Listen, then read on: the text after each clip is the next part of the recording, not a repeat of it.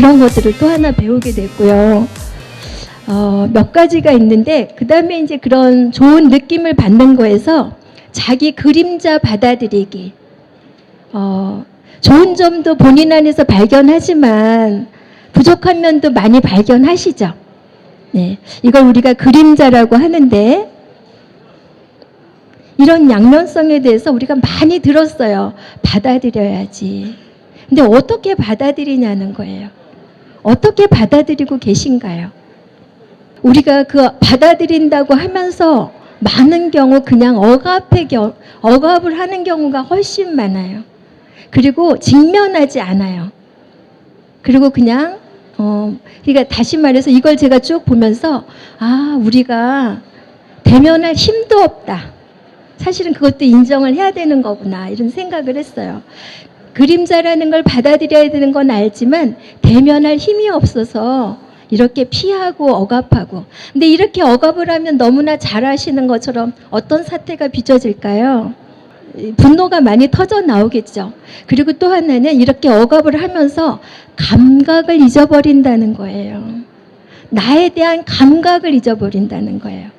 나의 어두운 면을 받아들인다는 건 정말 싫어요. 예. 제가 제 약한 부분을 감추기 위해서 수도원 안에서도 저 별가진 짓을 다 하거든요. 예. 근데 수녀님은 그런 부분에 대해서 어떻게 노력을 하세요? 일단은 자기 가치를 모를 때 나타나는 게 열등감이에요. 이해 가시죠?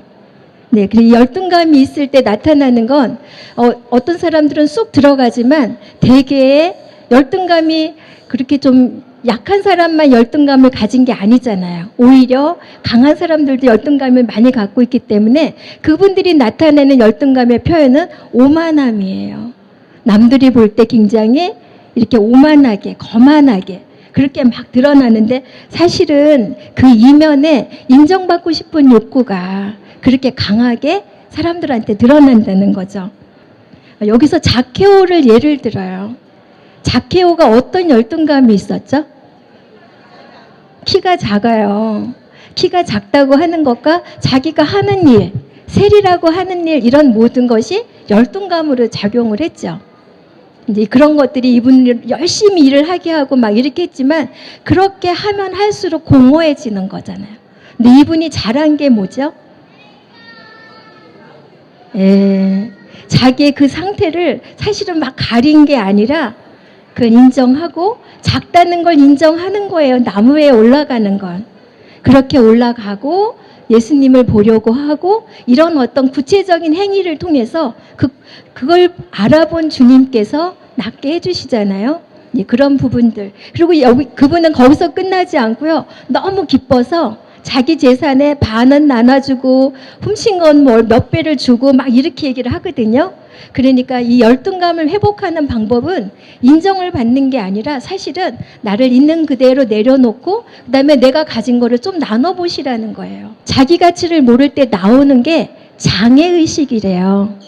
자, 장애의식이 뭔지 아세요? 장애의식이 있는 사람들은 항상 남의 눈치를 보게 돼요. 그러니까 내가 나라고 하는 존재로 살아가는 게 아니라 항상 다른 사람이 나를 뭐라고 보나 이런 시선으로 항상 쫓아간다는 거예요. 나로서 살지 못하는 거예요. 자기 부족함에만 눈이 가 있는 거예요. 그래서 이 사람들이 보이는 양태는 또 뭐냐면 남한테 지지 않으려고 하는 거예요. 저는 이걸 좀 보면서 인간이 차라리 부족함을 그냥 인정하고 그래도 돼. 나 그래도 돼. 이렇게 말하려면 사실은 배짱도 있어야 되고 용기가 있어야 되는구나. 근데 그게 안 돼요. 자기가 얼마나 귀한지 모르는 사람은 그것을 가리기 위해서 또 다른 노력을 너무 많이 하는 거예요. 이해가 가시죠? 감사합니다. 저는 이걸 보면서 어쩌면 우리가 인간이 이렇게 그냥 인간에 대해서 안쓰러웠어요. 뭐 그게 이제 인간의 모습이니까.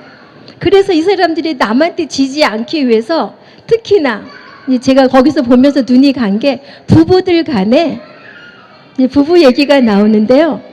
조금이라도 나한테 질지 않으려고 어떻게든지 이렇게 핥힌다는 거예요. 남편은 아내를, 아내는 남편을. 내가 그래라고 말하면 끝날 것을 그런 상태로 몰지 않기 위해서 계속적으로 이렇게 핥힌다는 걸 보면서 아, 인간이 이렇구나. 이거 맞나요? 부부들이 그러나요? 네. 우리는 몰라요. 우린 몰라요? 네. 아, 네.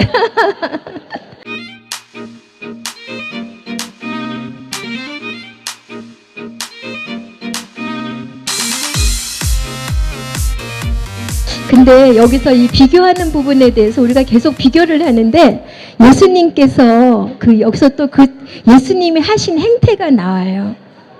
우리가 누가 남이 그랬어, 네가 그랬어 계속 이렇게 비교를 하는데 주님께서 하는 거는 그걸 못하게 이렇게 물어보시는 거예요. 낫기를 원하느냐? 이렇게. 환자들이 왔을 때 꼭 물어보는 게 그 말씀이죠. 낫기를 원하느냐.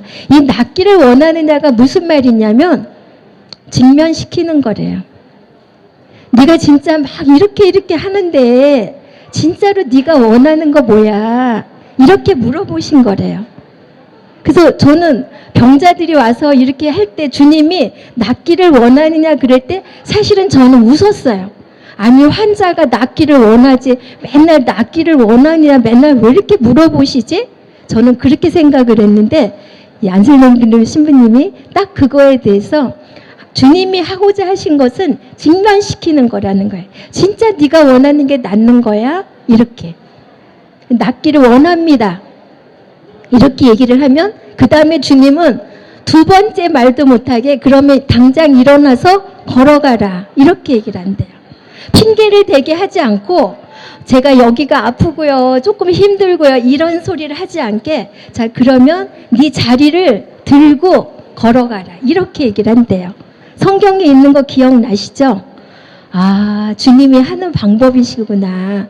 진짜로 원하는지를 물어보고 그렇다면 다른 거 여러 가지 찾지 말고 바로 일어나서 가. 이렇게. 그래서 이걸 보면서 아, 우리가 정말 중요한 것은 이런 상황들이 일어날 때 막 핑계를 찾게 되고 누구를 잡고 싶은데 진짜는 나한테 물어봐야 될 건 내가 원하는 게 뭐지? 라고 물어보라는 거예요. 내가 진짜로 원하는 게 뭔지를 딱 알면 그 다음엔 쓸데없는 그런 제스처나 쓸데없는 싸움이 거기서 멈춘다는 거예요. 저는 이거 왠지 공감이 가요. 그렇죠? 저도 상담을 이렇게 해보면 이 말을 그러니까 정말 원하는 게 무엇입니까? 라고 하면 어떤 분들은 한 열에 한 세네 분은 그냥 우세요. 예. 왜냐하면 그건 직면이거든요. 예. 그렇게 물어보는 것을 내 자신에게 하지를 못했던 거예요. 예. 그리고 또 많은 7분, 10명 중에 7분은 한참 생각을 하세요. 당신이 자신이 원하는 거를 모르세요. 뭘 원하는지. 이게 어디서부터 길러진지 아세요? 예. 학창 시절부터, 초등학교 때부터 부모가 다 해주니까 내가 정말 원하는 게 뭔지를 몰랐던 거예요. 예. 근데 이 책에서 예수님은 강조하시는 부분이 예수님은 직면하게 만든다예요. 아까 수님이 말씀하신 것처럼 정말 너가 원하는 게 그것이냐? 예. 그리고 스스로 하게끔 한다는 부분에 저도 굉장히 많이 공감이 됐어요. 예.